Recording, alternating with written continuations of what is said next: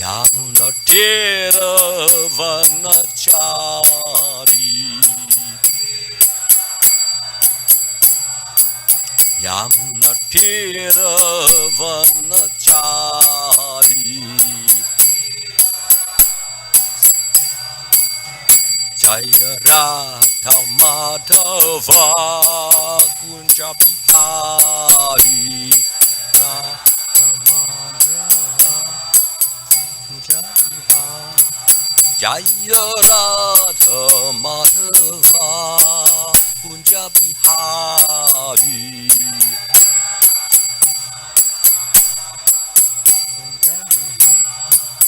Jaya Gopi Jana Vallabha Girivaradhari Gopi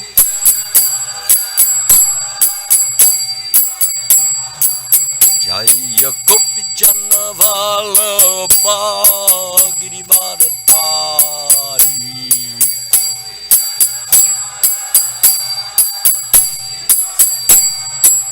Yasoda Nandana Vijaychandranjana Yasoda Nandana Vijaychandranjana Yamunatiravanachari Yamunatiravanachari Hare Krishna, Hare Krishna, Krishna Krishna, Hare Hare, Hare Rama, Hare Rama, Rama Rama, Hare Hare, Hare Krishna, Hare Krishna, Krishna Krishna, Hare Hare, Hare Rama, Hare Rama, Rama Rama, Hare Hare, Hare Krishna, Hare Krishna, Krishna Krishna, Hare Hare, Hare Rama, Hare Rama, Rama Rama, Hare Hare, Krishna, Hare Krishna, Krishna Krishna,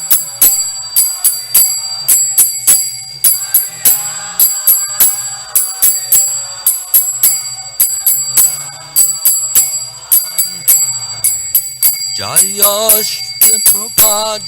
Prabhupada Jaya Prabhupada Jaya Prabhupada Jaya Prabhupada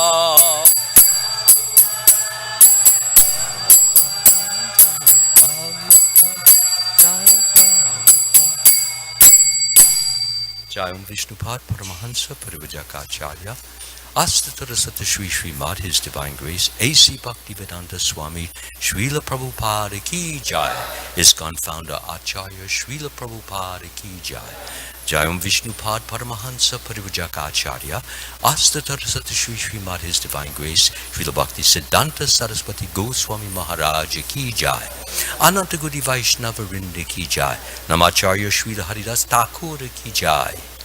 All glories to the assembled devotees.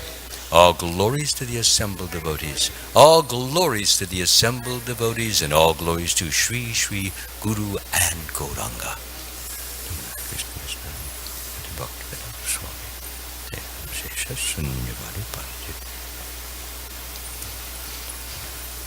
Before beginning, I'd like to thank everyone who's attending here.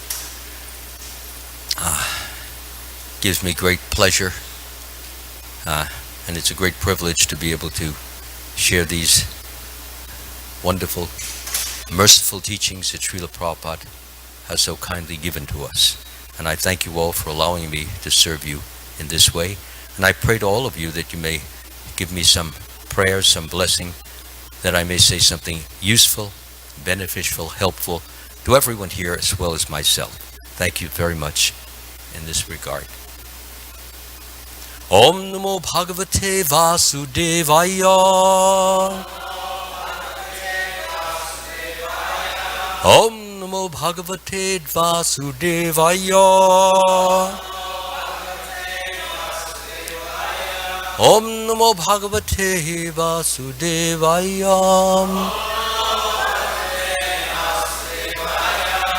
Reading from the Srimad Bhagavatam, Canto 10, Chapter 13, Text number 38.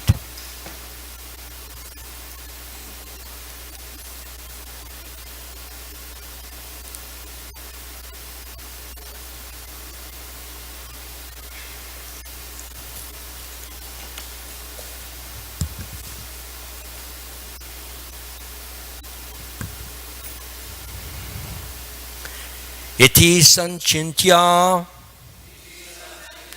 dashara vatsan savayasan api sarvan achasta vaikuntham chakshusha vayunena saha iti sanchintya dasharo vatsan savayasanapi sarvanachasta vaikuntam chakshusha vayunena saha iti sanchintya dasharo vatsansa vayasanapi sarvanachasta vaikuntam chakshusha vayunena saha iti sanchintya dasharo vatsansa vayasanapi sarvanachasta vaikuntam chakshusha vayunena sa. That's vayunena sa, sorry. Chakshusha vayunena sa. Please.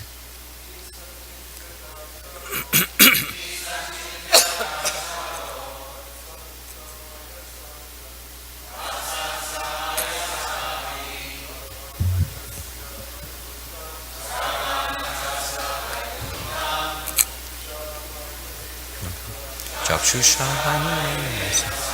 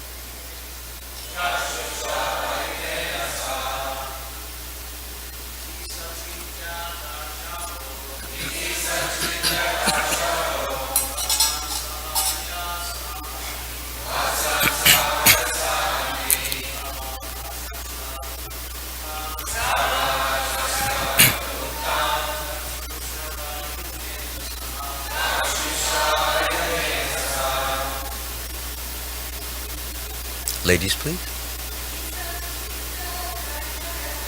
Iti sanchintya dasharo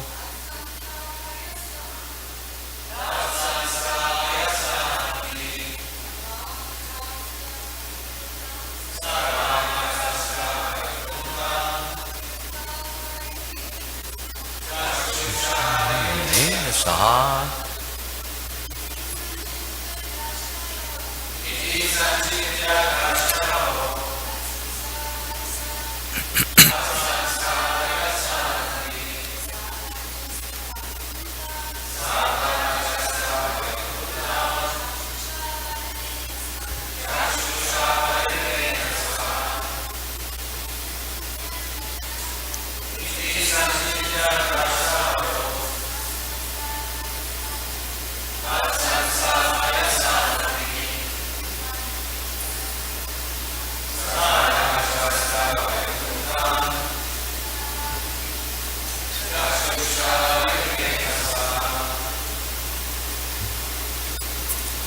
Synonyms. Iti sanchintya,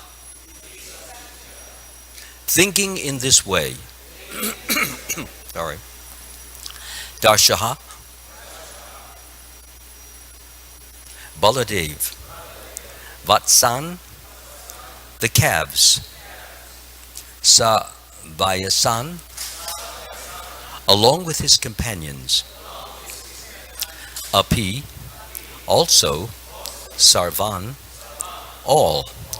Achashta, saw. Vaikuntham, as Sri Krishna only. Chakshusha, Vayunena, with the eye of transcendental knowledge. Saha, he, Baladev. Translation and purport by His Divine Grace, Srila Prabhupada ki. Pardon me. Thinking in this way, Lord Balaram was able to see, with the eye of transcendental knowledge, that all these calves and Krishna's friends were expansions of the form of Sri Krishna. Purport. Now let's do it together. Thinking in this way, Lord Balaram was able to see, with the eye of transcendental knowledge, that all these calves and Krishna's friends were expansions of the form of Sri Krishna. Purport. Every individual is different. There are even differences between twin brothers. Yet when Krishna expanded himself as the boys and calves, each boy and each calf appeared in its own original feature, with the same individual way of acting, the same tendencies, the same color, the same dress, and so on. For Krishna manifested himself with all these differences. This was Krishna's opulence.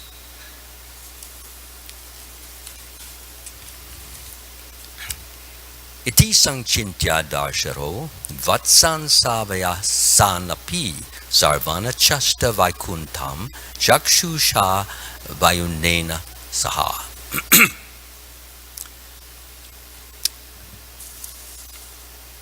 So this very fascinating pastime continues, and it gets more fascinating as it goes on. It's very interesting, and I'm sure many have questioned this, as to why Lord Balaram,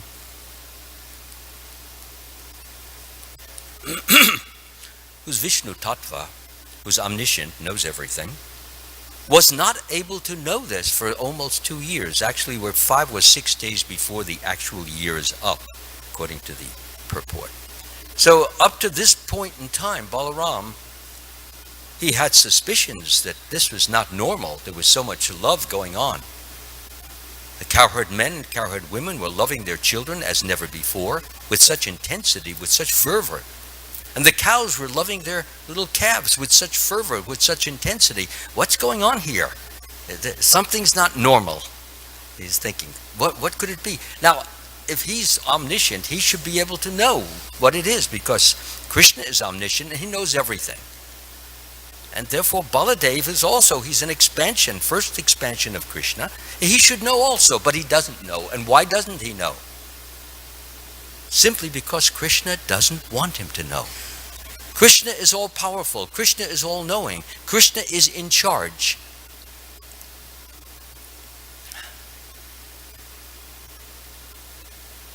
Krishnastu Bhagavan Svayam. Krishna is the original personality of Godhead. From him all the other expansions come. So he can decide what his expansion should or should not have or know. Because we call Krishna the Supreme Personality of Godhead. Supreme means highest. Balaram is also referred to as the Supreme Personality of Godhead, and generally that's the truth. But if Krishna doesn't want him to know something, because Krishna is the Supreme Personality of Godhead, then Balaram is not going to know it, for whatever purpose Krishna had.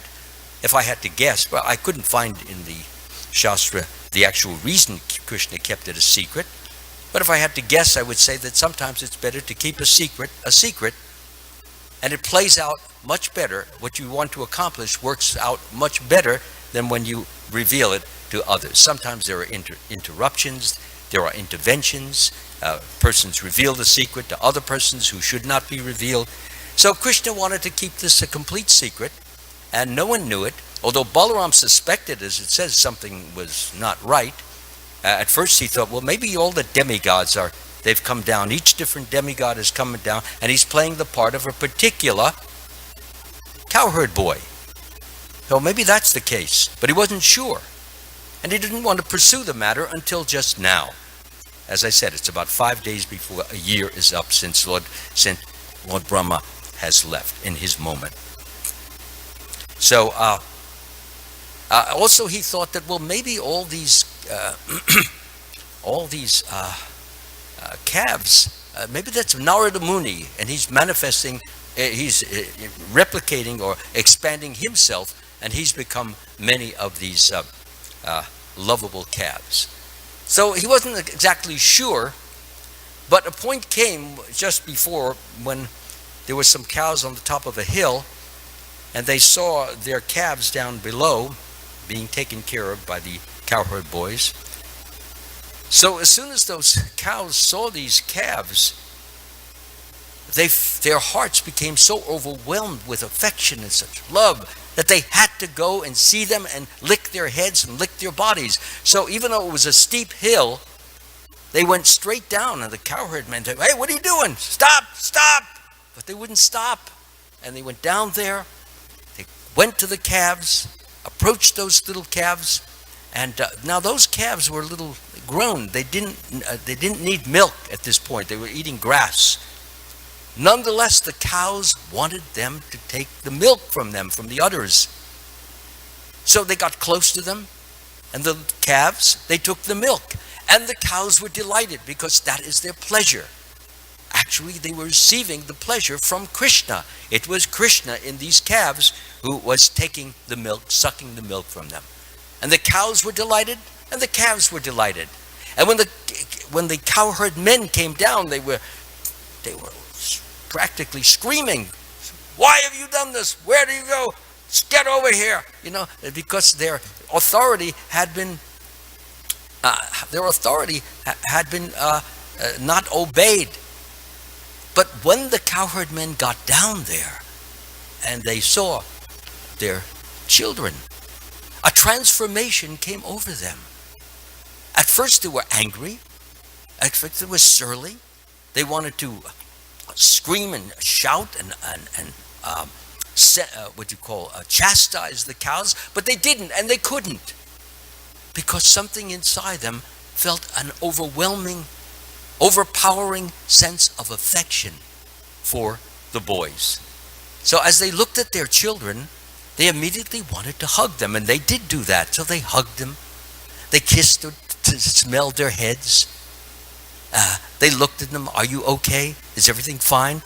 Everything changed completely, from harshness to quietness, serenity, peacefulness. So everything changed, and that's because when they saw their sons, they were experiencing that intensity of love that Krishna radiates. So therefore he took away all their anger that they had, and then everything was smooth, and they went back up with the cows, and that was the end of that. So this was the period, this was the scene in which Balaram was watching all this, and it aroused his curiosity again, more so this time than perhaps at any other time, because he was a first-hand close witness of this. And so he asked Krishna, "What is going on here?" First I thought it was the demigods, Narada Muni. Who is doing all this? Is it you? He's suspected now. Is it you? So Krishna says, "Yes, it is me. All these calves, I am those calves. All these boys, I am those boys. I have manifested myself in all these things." But why? Why did you have to do that? Remember, Balaram has gone through almost a whole year without knowing it, but now he wants it explained. He wants to understand it. So, of course, Krishna explained the whole Leela that has been going on, where Lord Brahma stole the calves, and he stole the boys, and he put them in a cave, and he put them under a spell, and they are in a trance, and they're sleeping. So, in order not to disturb or upset the mothers and fathers of the cowherd boys, who, if their children would not come back, and they would suspect it was something was wrong. Maybe they got injured, maybe they got harmed, maybe they died. So Krishna did not want to upset or disturb or shake any of them. So what he did is he transformed himself into all the different cows and boys, and Balaram understood it, and that was the end of that. So now the question comes in this regard.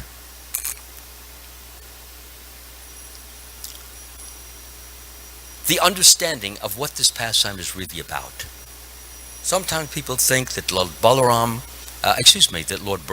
he's had a fall down, and therefore he fell into Maya, and therefore he began to question Mahamaya. They've been thinking like that, that he had a fall down, and he became under the mode of passion, and then he began to compare his mystic power with Krishna's mystic power, and so forth and so on.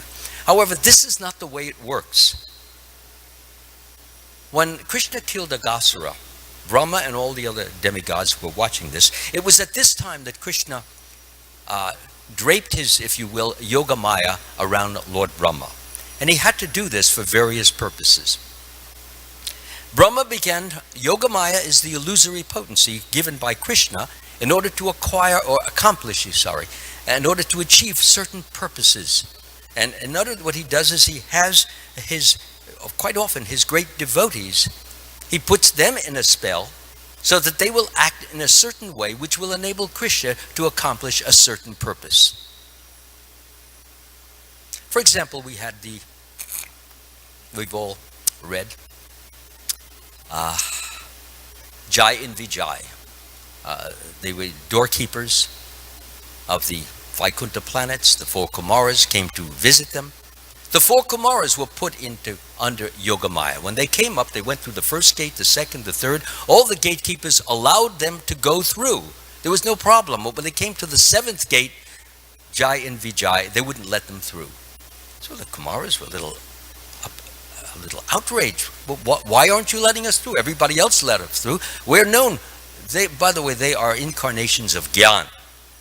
And they're not small timers. They're known all over the universe.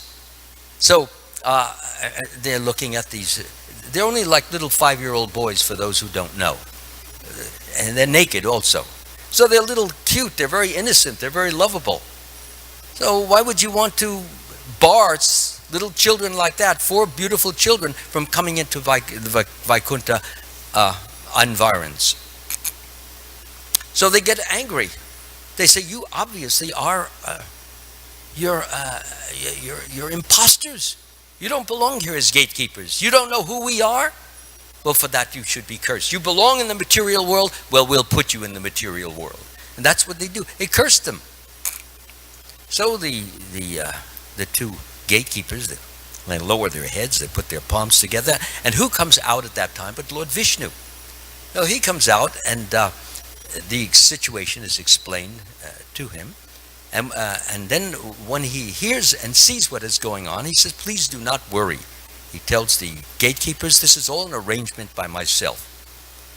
And then the 4 Kumaras, they hear that this is an arrangement by Lord Vishnu. In other words, they're really not imposters, they're real gatekeepers. They belong in this planet, and we cursed an innocent person. So they began to feel very guilty, very upset, and very disturbed.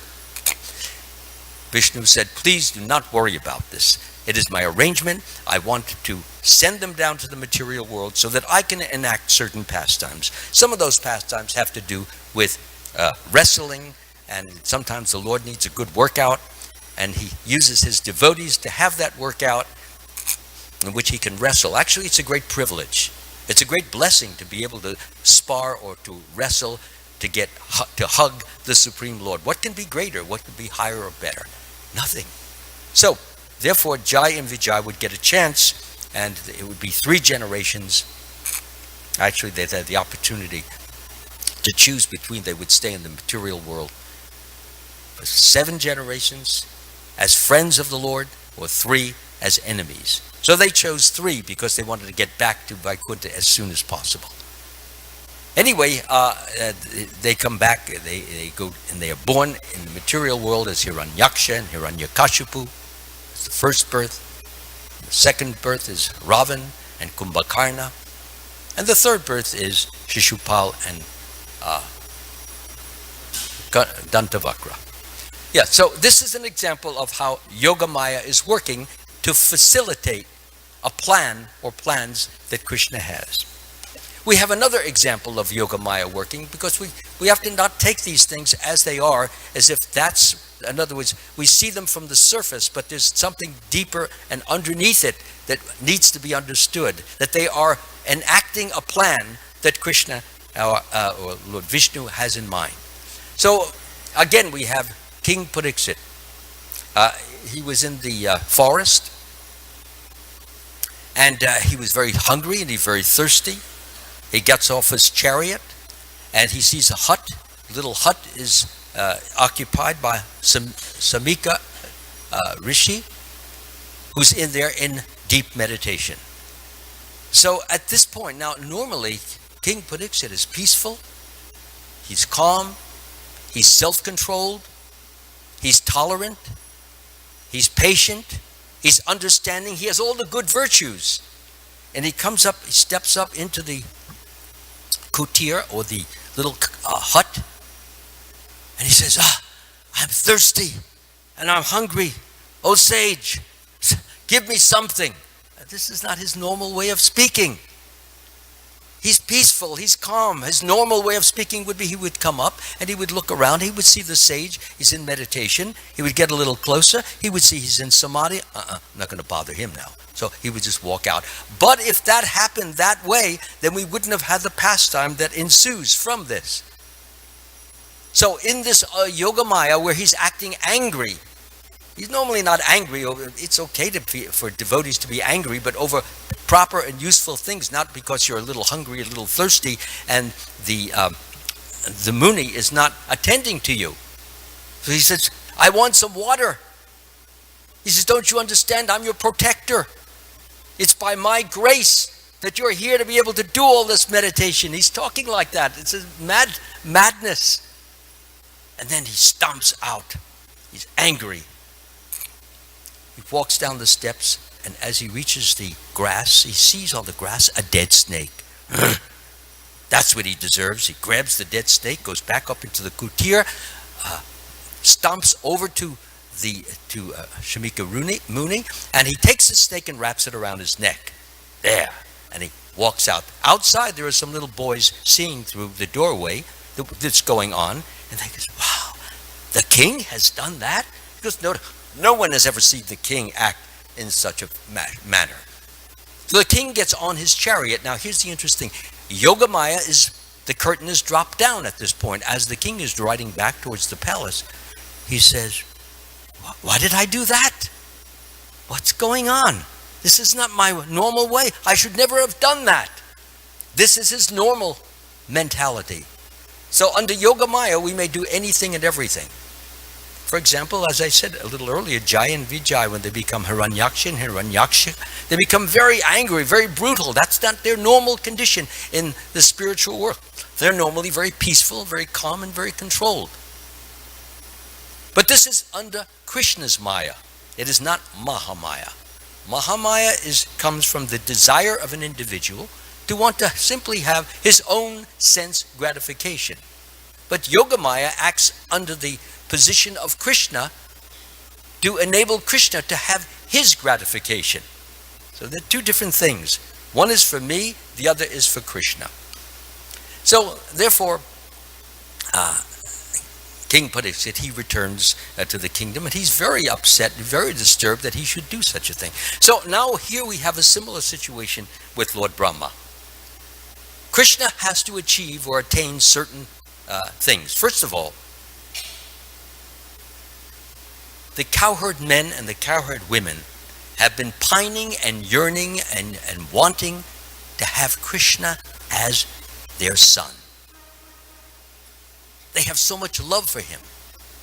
They want Krishna as their son more. They love Krishna even more than their own sons. This does not mean that they don't love their sons. They do love their sons, and very much. But they love Krishna more because Krishna is the source of all love. And they feel that emanation. They feel that exudation. They feel that radiation of love, which gives them tremendous happiness and causes them to want to do more and more loving service to him. It's the happiness that one feels. And they're devotees, so when a devotee is in the company of Krishna, it's like being in the company of a love magnet. I think I used that analogy last time. If you have a little magnet and you put some iron filings nearby, they'll come to the magnet and they come and connect. And if you have a gigantic magnet, then what happens is the iron filings, even if they're far away, they will be drawn due to the power of the magnet. Whoosh, like that. If any of you have seen magnets and iron filings, that's what happens. So this is the nature of Krishna. It's the best analogy I could come up with. That Krishna is all attractive. And big magnets are very attractive. So therefore all of the residents of Vrindavan, they all were in their hearts were dreaming, thinking, wondering whether they could ever have Krishna as their son. Is that possible? Of course not. How could it be possible? Krishna is the son of Yashoda and Nanda, not our son. Yet they yearned for it, they wanted it. And Krishna fulfills the desires of his devotees. And that's exactly what he had to do. He had to fulfill the desire of all of them. And in order to do that, the best way would be is to get rid of the cowherd boys, get them someplace else. And also the cows, they also wanted Krishna to be their calves. So we have to get rid of the calves which are there. So that's what happens. Lord Brahma is induced with this idea. It's not something that arose spontaneously in his own mind and he fell into mind. He was under Yoga Maya, and in Yoga Maya we must understand that in this case the mode of passion was evident with Brahma. How do we know that? Well, in the mode of passion, one of the things which is quite evident is the comparing oneself to others. I'm bigger than him, I'm better than him, I'm higher than him, I can do this greater than. There's this sense of comparing oneself, competing with others, wanting to prove to oneself that one is better. So Lord Brahma got this idea after he saw Krishna kill Aghasura. Is Krishna's mystic power stronger, better, bigger, greater mode of passion than mine? And he was wondering about this. So he said, well, maybe I'll make a little test. And in the test, I'll see. I'll steal the boys, hide them someplace. I'll steal the calves, which would happen. The calves wandered off by Krishna's will. And Brahma, by Krishna's will, put them in a cave. And then when Krishna went looking for them, looking here and there, Brahma took the boys and put them in the cave and put them under a spell. So now the boys were under a spell and the calves were under a spell. And Krishna is looking as if he doesn't know what's going on. He's looking around. He goes up one hill, goes down another, goes into a cave. He's looking. He goes into some bushes. He's looking. Brahma is looking. Yeah, well, maybe he isn't my master. If he can find those calves and those boys, then that proves, yes, he is my master. But if he can't, well, then maybe he's not my master. Maybe my mystic power is more powerful than his mystic power. He's thinking like that. So let me go away for 1 year or 1 moment of my time, and then I'll come back and we'll see. If Krishna found them, then he's my master. If Krishna hasn't found them, then he isn't my master. This is a test. Now this is highly offensive. When someone is your superior, when someone is greater, higher, for example, in a school, the teacher gives the student the test at the midterm or end-term examination. The students don't come in and present a test to the teacher and say, here, now take this test to see if you qualify for my teacher. They don't do that. That's not the way it works. You're the student and you take the test, and as a result, you show respect and you show proper reverence, whatever is needed, and then you take the test and you hand it out. So Brahma was actually acting very offensively. But he wanted to see. So this is the Yogamaya potency. It is working here. So now Brahma comes back. He's going to, not at this part, but in a few pages, we will see that Brahma comes back and he will see all the cowherd boys, just as before. He comes back to the riverside and he sees them all playing, wandering, just as he had a year ago. And then he says, then Krishna must have found them, because they wouldn't be out here. They would be in the cave where I put them. But let me go up into the cave and just check it out. So he goes up to the cave and he sees the cowherd boys there. And now he's confused. Wait a minute. I saw them there. Now I'm seeing them here. Was that my imagination? Let me go back there again and see. So he goes down to the riverside. They're there. Oh, wait a minute. They're there. I just saw them up here in the cave. Well, let me go back up into they're there. So Brahma is very confused, and his own mystic power is really driving him crazy, although he was trying to see just the great extent of Krishna's mystic power. And Krishna is starting to really lay it on now. So Brahma is a bit confused at this particular point, and he doesn't know exactly what's really going on. He's terribly confused. And it's at this point that Krishna, in the form of all these cowherd boys, he turns himself into countless Lord Vishnus. And they're all there with their 4 arms. And not only that, but various elements, various mystic powers, various demigods, they're all there, and they begin chanting and dancing and clapping. And it's a big celebration, and Brahma is seeing all these Vishnus going on here, and all these demigods, and he even sees himself there, dancing and chanting. So he's totally confused. At this point, it looks like Brahma is on the verge of a mental collapse, that he needs a good spiritual psychiatrist.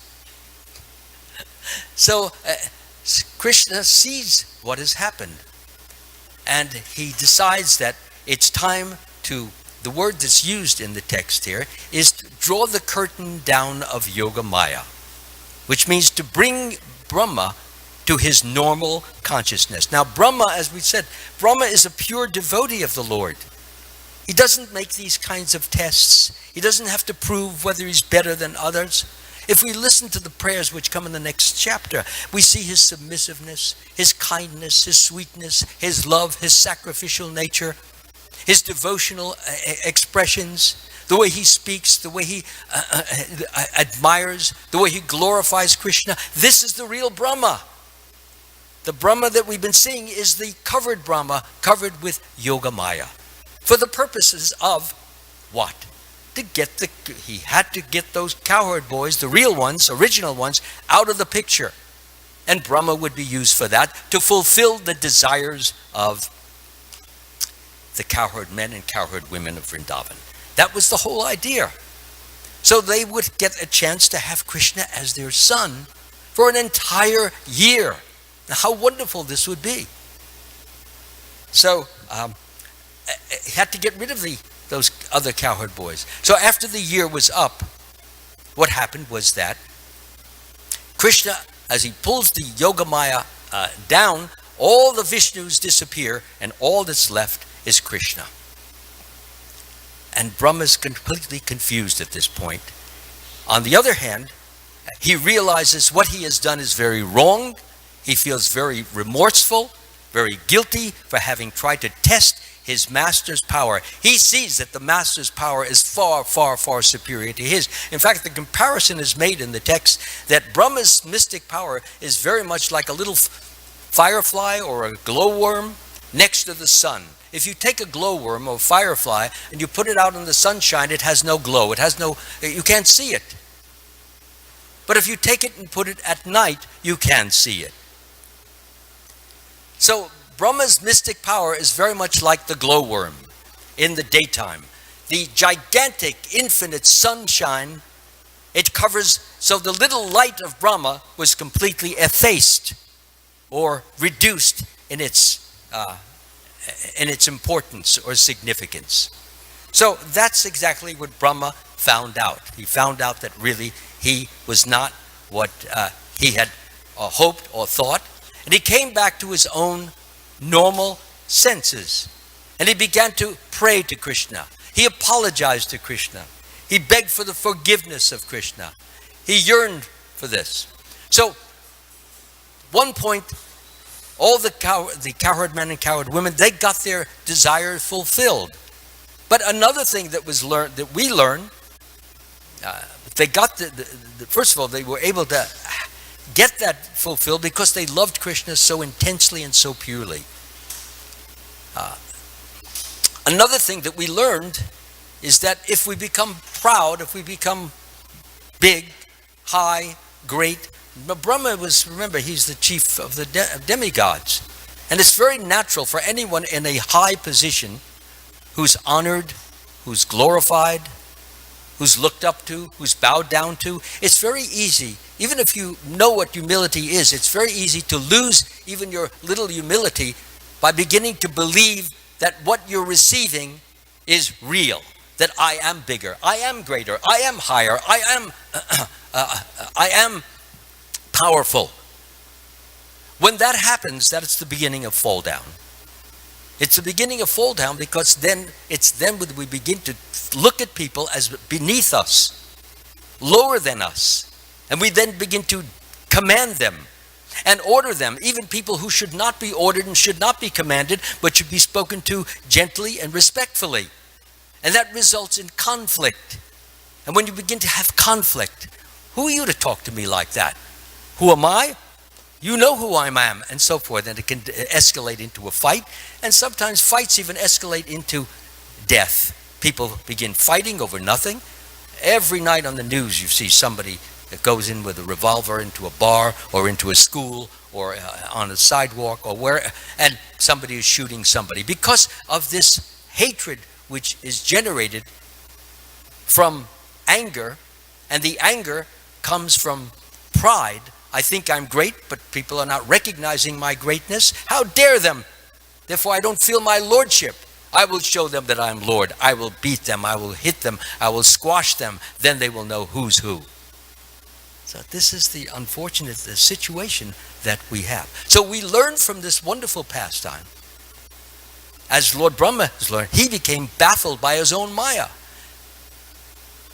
trying to test the Lord, trying to be even better and bigger and higher than the Lord. And so in his attempt, what happened is that he became confused, and in becoming confused, he had to cut a sorry figure and apologize to the Lord, beg forgiveness, and he then utters the most beautiful prayers. That is the real Brahma. That's the true Brahma. The Brahma who was concealed or covered temporarily. And he speaks so beautifully, as we will see in the next chapter. So, therefore, what we can learn from this chapter, at least what I have learned from it, is that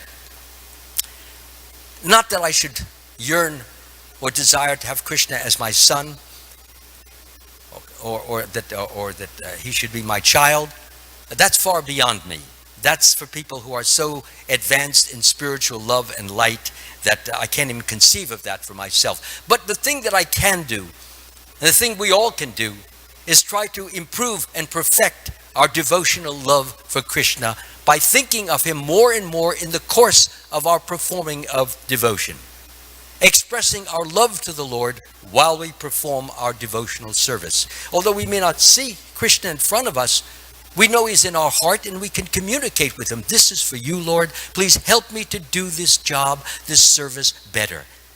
I know it can be done better. And if you will help me, if you will aid me, if you will guide me, I know by your grace it will become better and you will be more pleased. And if you're more pleased, I will be more pleased, and both of us will be more pleased. And as a result, your grace will be upon me, and that love which you have, that big gigantic magnet that you have, will gradually emit to me more and more of that love, so that maybe hopefully, someday, some life, some year in the future, I can maybe have a little of the kind of love that Mother Yashoda has, or Nanda Maharaj has, or any of the others in Vrindavan have for Krishna. If I can have even one fraction of that, and Lord Brahma's, he prays like that. He says, oh my Lord, I wish and I pray that you will let me be born as a clump of grass in this Vrindavan field. And so that all your gopis and gopas can walk over me, and I will get the vibration of the dust of their feet on me. And getting that dust, I will get their love. And maybe, just maybe, one day I will have the kind of love that they have. And I beg and pray to you that you enable me to have such love. Because I see these residents are so unusually, uncannily in love with you, and I cannot even conceive and consider how they have achieved that. So all I can do is beg you, pray to you, ask you, help me to develop more love so that I do not do these foolish things that I have tried to do, namely question your mystic power next to mine. I see that I am just like a little ant next to you. So thank you very much. All glories to Srila Prabhupada ki, Srimad Bhagavatam ki. I think it's too late for the classes now, questions, unless somebody has an important one that has to be, no? Okay, thanks so much. Hare Krishna.